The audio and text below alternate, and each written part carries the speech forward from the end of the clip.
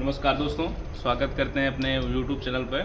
तो दोस्तों, जैसा कि आप सब जान सकते हैं कि एसएससी जीडी की एग्ज़ाम डेट आ चुकी है, जो 23 फरवरी थी, जो उसको टाल कर अभी 27 अप्रैल से कर दिया गया है। तो इसमें बहुत से विद्यार्थी घबरा गए हैं, कैसे एग्ज़ाम होगा, कैसे नहीं होगा। इनको मतलब उनको घबराहट जैसी हो रही है।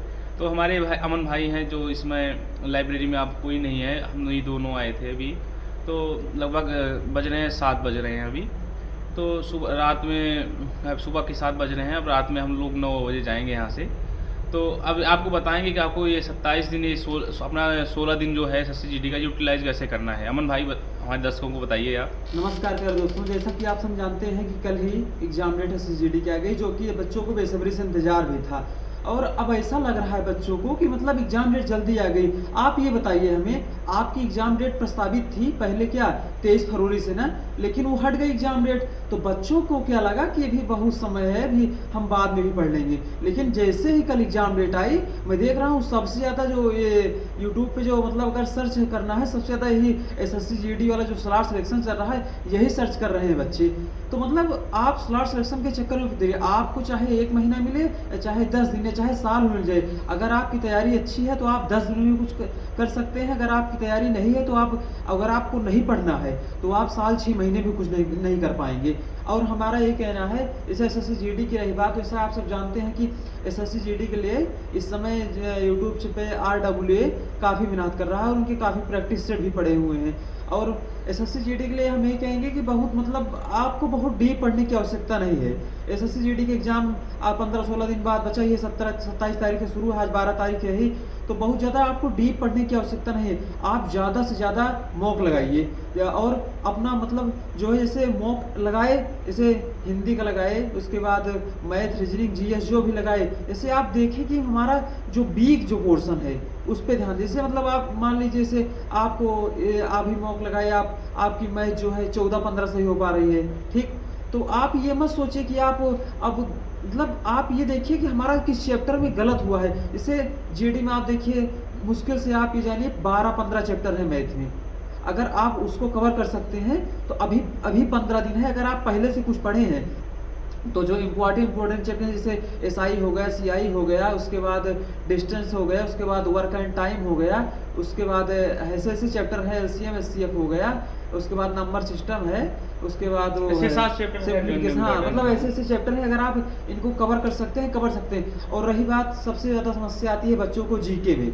हाँ, तो जीके का हम यही कहना चाहेंगे, जीके का जो अभी तक आपने पढ़ा है, जिसे आपने प्रैक्टिस सेट किया है, मान लीजिए नवीन सर का प्रैक्टिस सेट किया है, जैसे मान लिया कोई बच्चा नवीन सर का नायक सीरीज किया है, तो आप वो वीडियो मत देखिए। आप जो कॉपी में लिखे हुए हैं, आप केवल उन्हीं को बार बार रिवाइज करते रहिए, उन्हीं को बार बार रिवाइज करते रहिए, उन्हीं को बार बार देखते रहिए।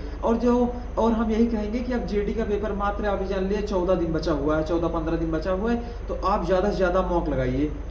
अच्छा, ये बताइए कि जैसे ये 23 फरवरी को होना था एग्जाम, अब अभी हुआ रहा है 27 को, तो इस पे कुछ कट ऑफ पे कुछ फर्क पड़ेगा कि नहीं पड़ेगा? नहीं, आप ये जानिए, कट ऑफ पे अगर जो पढ़ने वाला बच्चा है ना, वो 23 फरवरी को भी निकालता एग्जाम होता है, और अगर जो पढ़ने वाला है वो अब एग्जाम होगा फिर भी वो निकालेगा।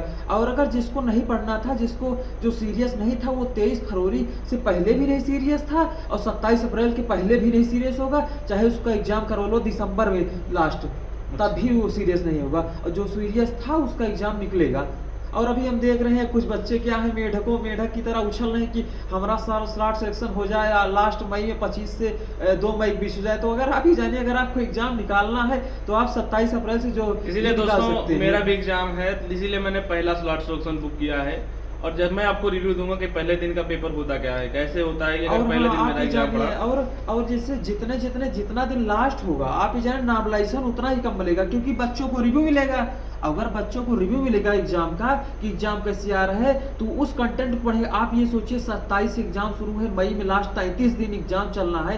33 दिन में बच्चे जब रिव्यू लेंगे हर एग्जाम का। और आप ये जानिए, एसएससी एक ऐसी संस्था है कि जो एग्जाम अगर आप पहले दिन आया तो उसी पैटर्न पे लास्ट दिन का लास्ट शिफ्ट रहेगी। तो इसीलिए बच्चे अब रिव्यू लेकर और एग्जाम जो है ना उसी तरह से तैयारी करेंगे। तो लास्ट आते आते कट ऑफ लास्ट में बच्चे एनालिसिस कर लेंगे, तो वहाँ पर वो बहुत अच्छा प्रदर्शन करेंगे उसी हिसाब से। तो हम एक और पहले शिफ्ट वाले को बच्चों को कुछ नहीं पता रहेगा तो उनका जो है नॉर्मलाइजेशन में 10-15-20 नंबर तक मिलेगा। RW वाले सर बता रहे थे अंकित भाटी सर की नॉर्मलाइजेशन का कोई पैटर्न भी बदला गया है कि हाँ, नॉर्मलाइजेशन का पैटर्न बदला है। जैसे मतलब इक्विलिटी सिस्टम आया है। इक्विलिटी सिस्टम मतलब ये है जैसे शिफ्ट में मान लीजिए किसी शिफ्ट में कोई बच्चे जैसे मान लीजिए 27 की फर्स्ट शिफ्ट हुई SSCGD की, जी फर्स्ट शिफ्ट हुई तो उसमें अगर शिफ्ट में जैसे मान लीजिए बहुत अच्छा लड़का, उसमें अच्छे लड़के मान लीजिए हैं तो 90 नंबर सब कर रहे हैं, तो अरे वो कि 80 में 70 क्वेश्चन अटेम्प्ट कर रहे हैं तो 140 पे ही का नाम बा उसकी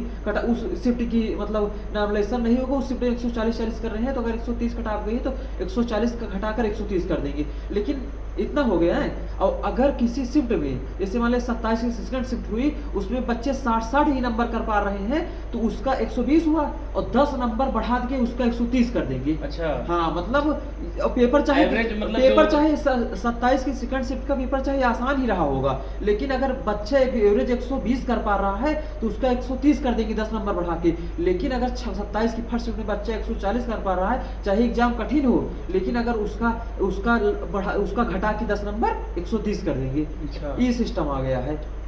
तो हमारे दर्शकों को आप क्या बताना चाहेंगे, तो एग्जाम के लिए तैयारी कैसे करें? नहीं, वीडियो बहुत लंबा हो जाएगा, तो आप ऐसा बताइए कि मतलब हमारे जो हैं अभ्यर्थी SSCGD या यूपी पुलिस के, हम यही कहेंगे SSCGD कोई बहुत बड़ा एग्जाम नहीं है ना, उसका बहुत बड़ा कॉन्सेप्ट है कि आप पकड़ के वो पढ़ते रहे, आप पॉलिटी पढ़े, हिस्ट्री पढ़े, ज्योग्राफी, मतलब कोई मतलब नहीं है। आपका बेसिक क्लियर हो जीके में और हाँ आपका स्टैटिक पोर्शन क्लियर हो। और अगर RWA का GS का आप कोई भी प्रैक्टिस सेट जैसे सोनवीर सर करा चुके हैं, उसके बाद नवीन सर करा चुके हैं दिल्ली पुलिस के लिए एक प्रैक्टिस सेट जो था, अगर आप वो कर लेते हैं, अभी भी अगर 15 दिन है, अगर आप 15 प्रैक्टिस सेट डेली एक प्रैक्टिस सेट करते हैं तो 15 प्रैक्टिस सेट अगर कर लेते हैं, अगर उसको जैसे आज प्रैक्टिस सेट किया आप दोपहर में लाइब्रेरी में, तो आप दोपहर में किए तो शाम को घर जाइए उस कॉपी को लेकर जिसमें आप लिखे हैं, उस कॉपी को शाम को देखिए, अपना बढ़िया याद करके सो जाइए। उसके बाद सुबह उठिए फिर उसको देखिए, वही पहला प्रैक्टिस जो की है। उसके बाद फिर यहाँ लाइब्रेरी आइए, उसको फिर देखिए, 3 बार हो गया ना आपका,